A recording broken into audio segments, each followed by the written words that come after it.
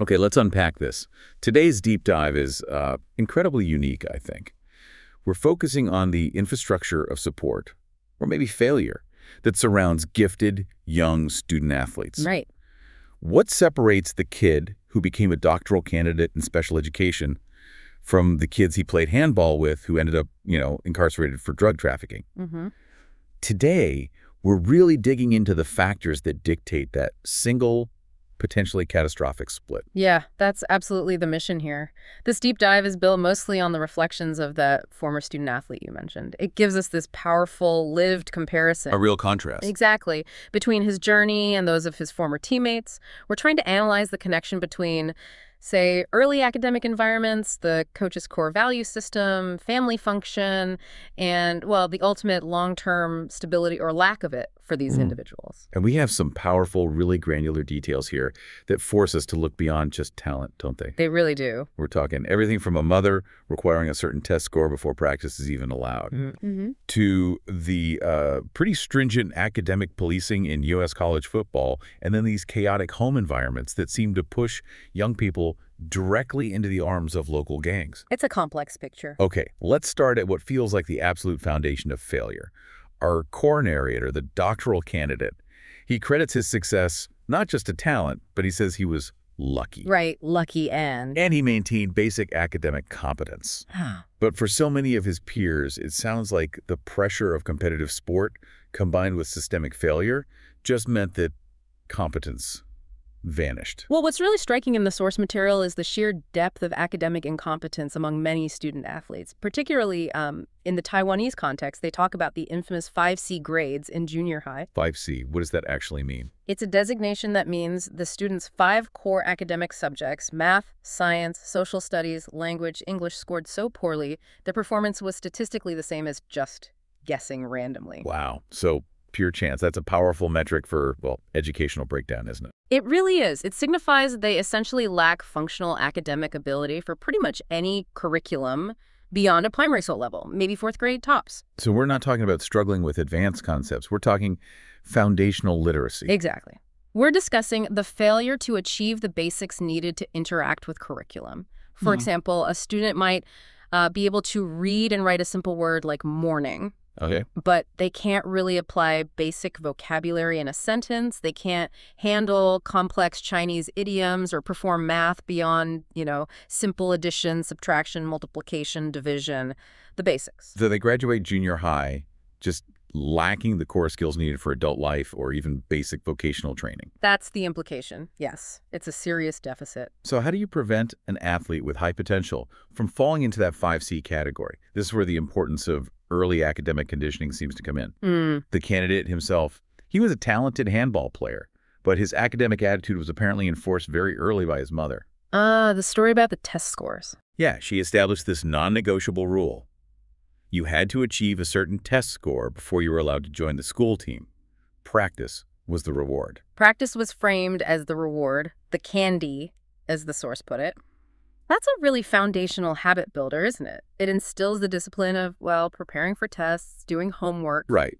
And it wasn't about being top of the class. No, not at all. He maintained a functional baseline. And that functional baseline wasn't necessarily about getting into a great university later on. It acted more like a protective layer, a get-out-of-jail-free card, as he called it. A buffer against teacher suspicion and maybe institutional bias later. Exactly. If you're basically competent, teachers tend to give you the benefit of the doubt, even if you're an athlete. If you're failing, you get marked. Okay, so the source material then shifts focus. It goes from the family setting a minimum bar to the institutional safety net, or maybe lack thereof.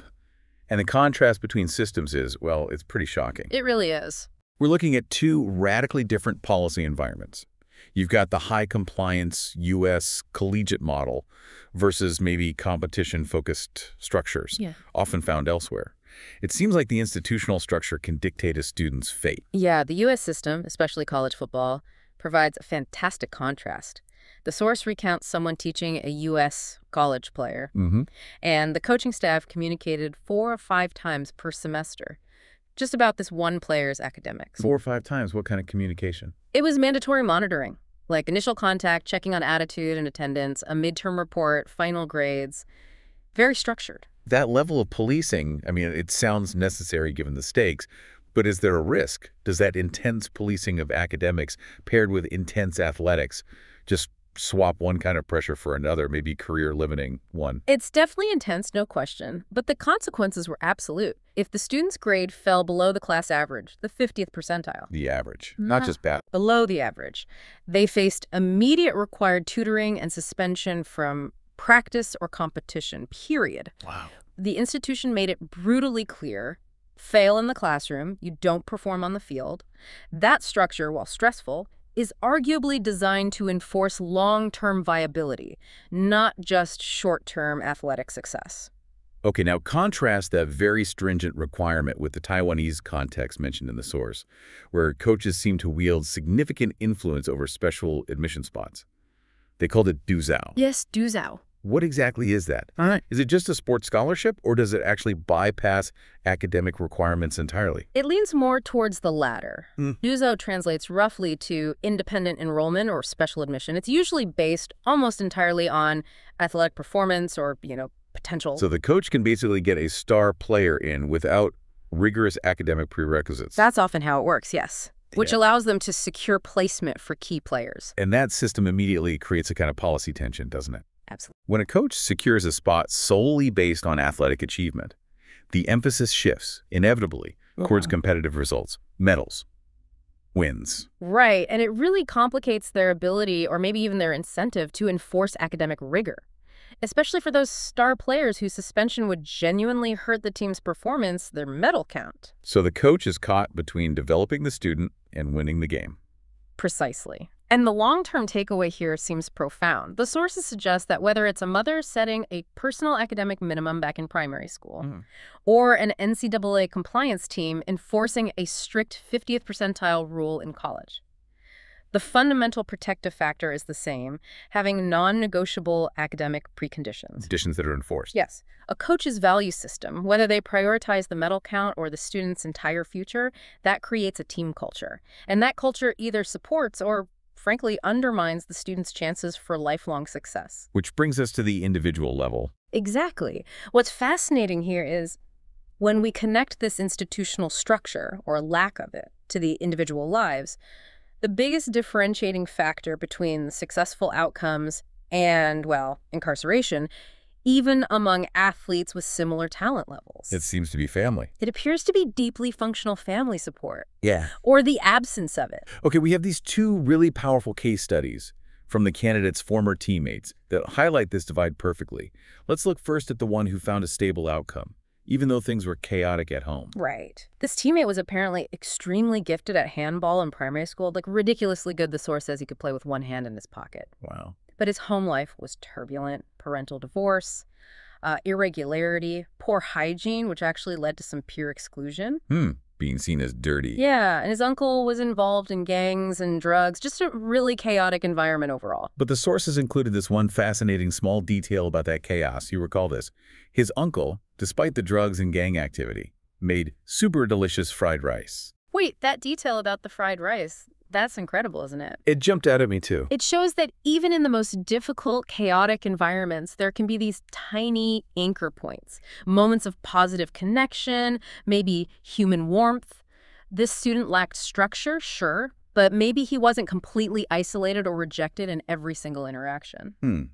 Interesting. So what happened when his own athletic potential started to fade? Well, he hit an early height plateau, apparently, which limited his prospects for a high-level athletic career, but crucially, his coach stepped in. The coach intervened. Yes, almost like a surrogate parent or advocate.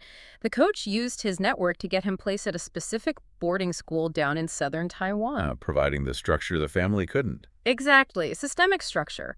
And later, the same coach helped guide him into voluntary military service, another structured environment. So the coach acted as this vital interventionist, stabilizing him through two really major life transitions. That's huge. Absolutely huge. And that structural intervention seems to have worked. He went on to have a conventional, successful life, a stable job, car, house, the whole thing. Okay.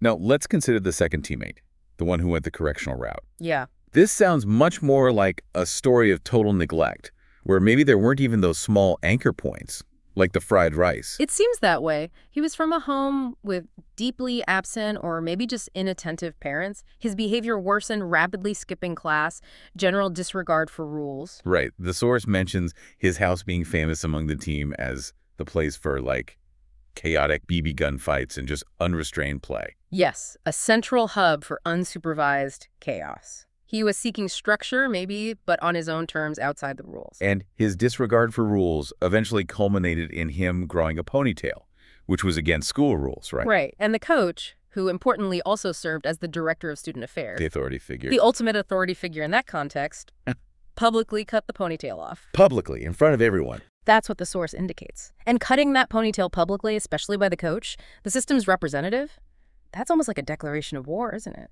It feels like it solidifies his alienation.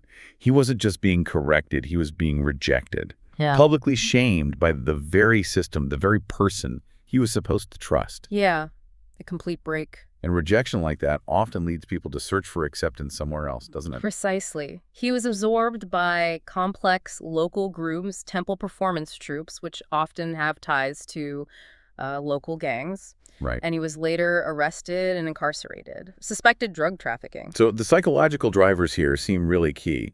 When kids lack supportive family systems, and they can't find achievement or recognition in structured places like sports or school, They actively seek warmth, structure, belonging elsewhere, whether that's in internet cafes, gangs, criminal groups, it doesn't matter.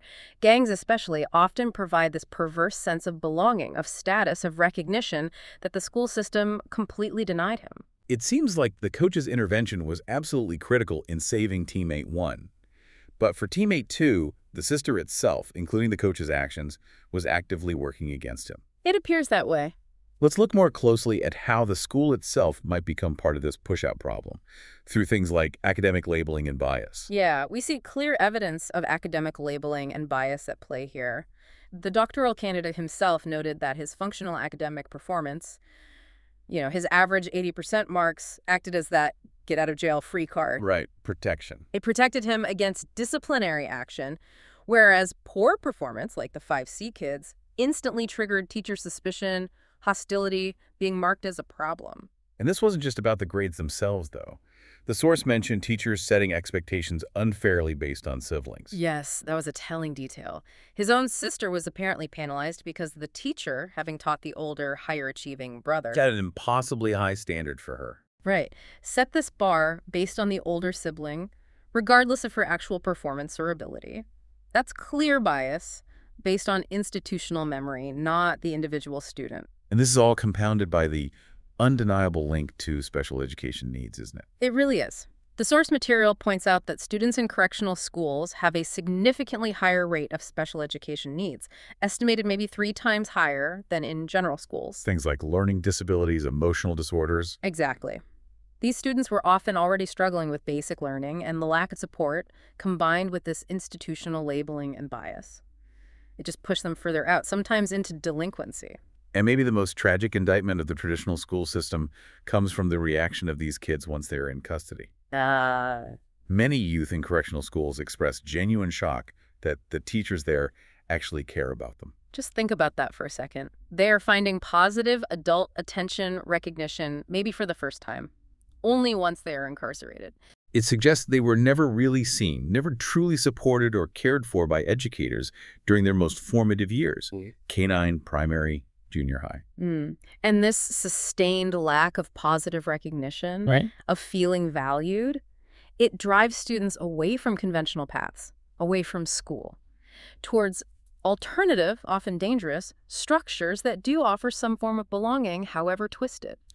This raises such an important question, doesn't it? If we connect this failure of recognition to the bigger picture, we really need to redefine what sport is even for. Yes. It surely cannot solely be about competitive achievement and medals. That's absolutely critical. I mean, the vast majority of people, the vast majority of kids playing sports will never win a medal, let alone an Olympic one. Right. So if a nation defines sport primarily by that kind of competitive success, chasing Taiwan's glory or, national pride through medals, it completely misses the far greater stabilizing value of sport, its potential as a life-enhancing force for the masses. So sport needs to be viewed more as maybe a must-have tool, something to catch and sustain vulnerable students. Precisely, to catch them. We saw that example in the source of a child in a correctional facility who found a way to regulate his emotions by focusing on using the gym equipment. Right, he learned self-control to keep his access. Yes. He learned that if he wanted to keep using the gym, which he valued, he had to control his temper, manage his behavior.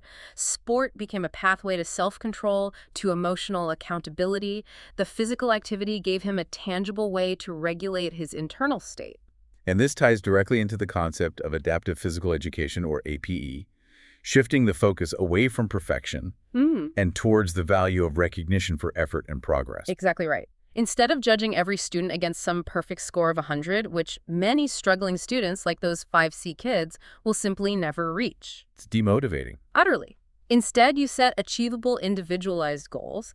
If a student usually scores, say, 10 points on a skills test, you celebrate when they improve to 20 points. Even though 20 is still technically failing by traditional metrics? Exactly. But that improvement, that progress, provides positive affirmation. It encourages continued effort. It shows them they can achieve something.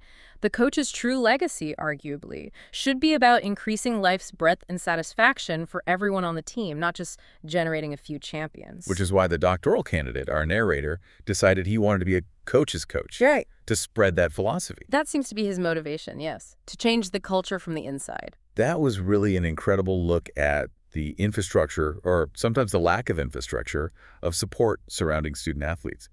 The crucial point we've extracted from all these sources, I think, is that competence in one area, like athletics, which can be immense talent, but it has to be buttressed by non-negotiable competence and support in other areas, namely academics, and critically, a functional, or at least minimally supportive, family or surrogate environment. Yeah, we saw so clearly how the simple act of a coach providing positive attention, advocating for a struggling teammate won even after his athletic potential faded, it completely rerouted his life.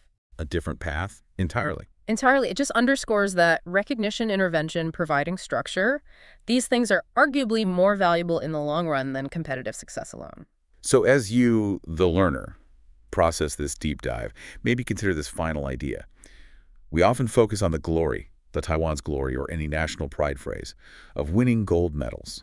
But what if the true measure of a successful sports culture isn't about using sports to strengthen the nation through international competition, but using it to bring happiness, stability, and structure to its citizens? A different metric entirely. What if the real cost of chasing the medal isn't just the budget spent on elite programs, but the vulnerable young lives lost along the way because we prioritize performance over structure, over recognition, over the whole person? Something to think about.